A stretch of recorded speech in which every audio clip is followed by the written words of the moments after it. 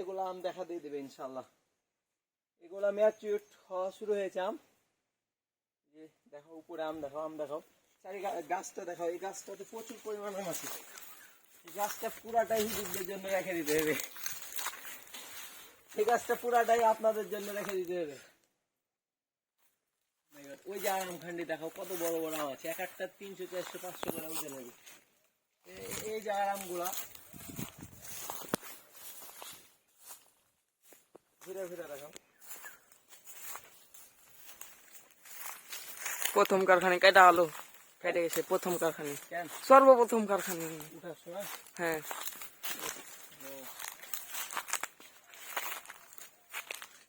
দেখেন কারণটি দেখা যায়নি এত এরপর থেকে দেখাও, তাহলে তো দেখতে হবে। ছাই হিয়া লাগছে তো। হ্যাঁ, এরপর থেকে দেখাও। সে আছে আমখান্ডি। আর এ থুকাটা আরেকবার দেখাও।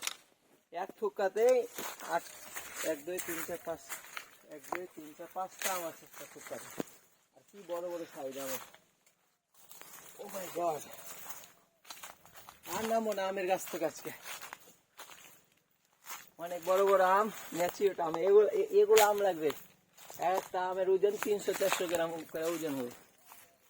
ওই গাছটার আমটা দেখাও, ছোট গাছ কিন্তু অনেক বড় বড় আম।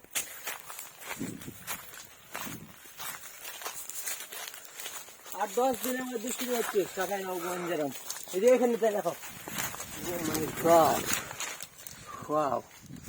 500 গ্রাম ওজন হবে এই তিনটা। 5টাকে একসাথে ধরো, একটা ছবি উঠাবে হবে দূর থেকে। ভিডিও আর করবো না ভিডিওটা। এখান থেকে এই আমগুলা দেখো উপরে। এই গাছটার আম কয়টা দেখো। আমগুলা হেবি সুন্দর আছে গাছে। ইকবল ভাইয়ের বাগান, অনেক বড় বড় আম আছে ইকবল ভাইয়ের বাগানে।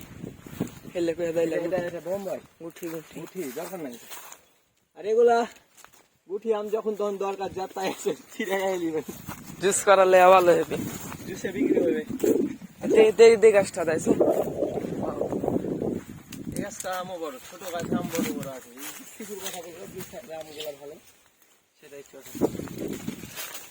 আলহামদুলিল্লাহ, এত বড় বড় আম।